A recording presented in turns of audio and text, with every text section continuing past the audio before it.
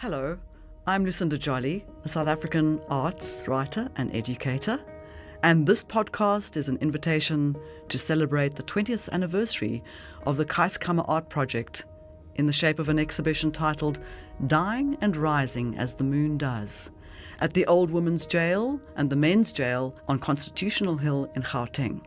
So this exhibition opened on Heritage Day and it ends on March 2023. This podcast is suitable for art enthusiasts, for art educators, and for students. And the information in the podcast is adapted from my work first published in the Daily Maverick's Life section titled Matters of Obsession, the Keiskamma Tapestry, How the Hands of 100 Women Coaxed a Visual Account of South African History into Life, Stitch by Stitch. So here's a quote from Dr. Carol Hofmeyer, who was the founder of the Keiskamma Art Project. If there's a crucifixion of everything, there's a resurrection. The soul points and restores through embroidery. So in terms of beginnings, they can set a tone for better or for worse for what follows. They can even serve as portents. And in 2022, it began with both a fire and a funeral. The funeral of the man described as South Africa's moral compass, Archbishop Desmond Tutu, and the day after, a fire in the Houses of Parliament. And this fire became a catch-all metaphor for the many concerns governing our land, such as homelessness, the long shadow of post-colonialism and apartheid, social inequalities, corruption, and the decay of our infrastructures.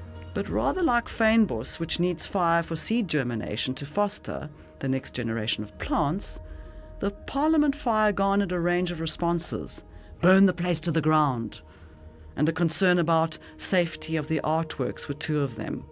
Other spin-offs of the fire highlighted the plight of the homeless, given that the alleged arsonist was a homeless man. Also suggestions about how to rebuild Parliament in a new style, and of course lots of entertaining and highly imaginative conspiracy theories. When I heard of the fire, my first thought was, please not the Keiskamma tapestries. Later the news came through that along with other artworks, it escaped the blaze. Unlike the UCT fire in 2021, which destroyed the Special Collections Library, home to many precious major collections. The Keiskamma tapestry is housed in the hallway of the Parliament buildings, and it stretches 120 metres, that's 394 feet. It was the first of the current 15 major tapestries of the Keiskamma Trust, which was founded in the early 2000s by Dr. Carol Hofmeyer, a medical doctor who has a master's in printmaking. Carol recognized the need of the impoverished woman in rural Hamburg to earn a living, but also to give voice to self-expression, to feed both the body and the soul. For this tapestry, the hands of 100 women coaxed a vivid visual account of South African history, stitch by stitch, into life. And each work carries the embroidered signature of its creators, so it's very democratic work. The tapestry, which is strictly an embroidery, begins with the San People and ends with the first democratic election in 1994. According to curator Pippa Hetherington, these are not just decorative pieces. They all have huge depth of social and political meaning and contain messages of heritage, identity, and voice. So like the parliamentary fire, the Keiskamma tapestries can be likened to a giant fabric mirror, perfect for our projections, attracting all the flotsam and jetsam of current mindsets. The tapestries also serve as a wonderful indicator of the present temperature of South African society and are generators of conversation and discussions.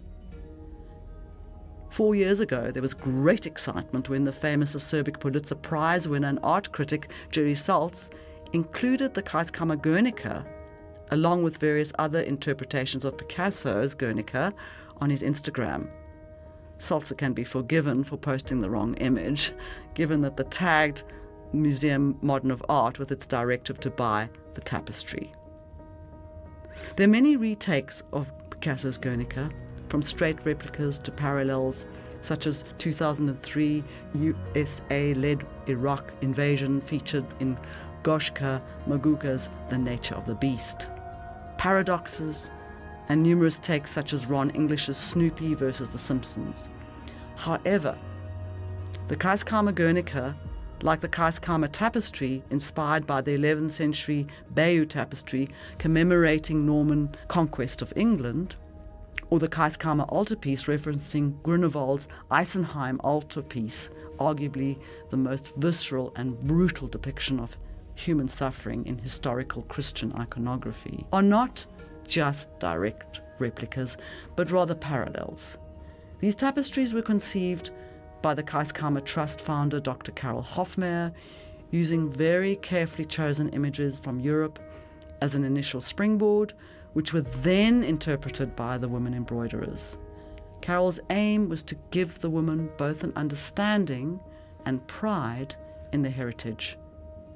And rather than control interpretations, she simply provided the space so that the woman's own interpretations could emerge.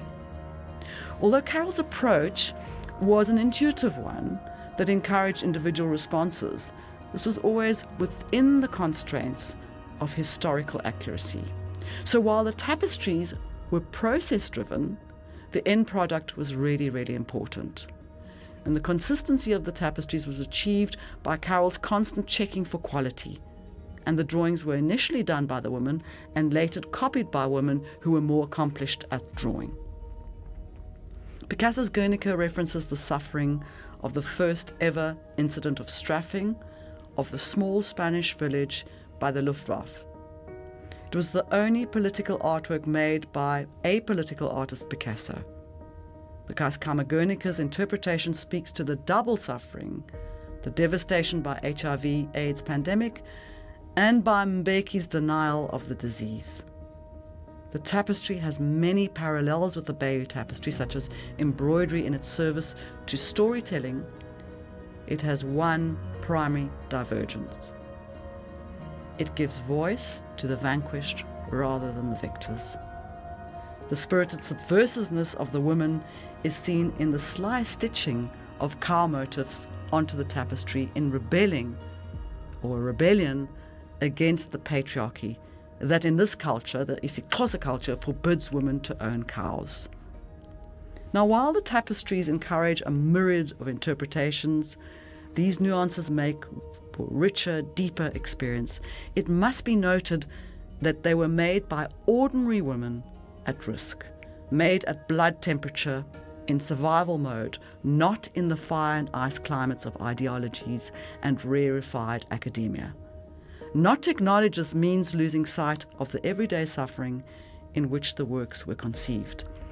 And while the 19th century of universality may be extremely unpopular, the power of these works is in that they give voice to our fundamental global humanness and needs, and as such transcend cultural and national divides. The retrospective has the stamp of approval from the renowned curator and collector Azu Nwagabu. He writes, this retrospective exhibition foregrounds the traditional oral histories and acts as a loudhailer through which to amplify the stories and experience by and for the people who are otherwise not heard. Through simultaneous narration and documentation, we hope to foster a safe environment to promote healing and sharing, to bring people and diverse communities together. The tapestries have won numerous awards: the Merit Award Brett Kebble 2003, the FNB Gold Award 2004. It was nominated as a BSA finalist in 2009, and the Keiskamma tapestry was exhibited at the 13th Venice Biennale in 2012. But to date, no one has ever seen these national treasures all together under one roof. That was until curator Pippa Hetherington was inspired to do so in response to the cavernous museums of New York. Pippa felt that the spaces like these were just crying out for the tapestries from the Keiskamma Project especially given the backdrop of global issues around subjugation, colonialization, Black Lives Matter, and women's voices. The motivation to have a retrospective exhibition was an acknowledgement of where the Keiskamma tapestries sit in the trajectory of art history in South Africa and on the African continent. The retrospective marks the 20th anniversary of the Keiskamma Art Project and the 25th anniversary of the signing of the famed South African Constitution, the best in the world. Mention the Keiskamma tapestries to someone, Pippa says, and they will confidently say, I know all the Keiskamma tapestries. I've seen the Guernica. Or yes, I know about the Keiskamma tapestries. I've seen the altarpiece. But typically people have only seen the artwork in isolation.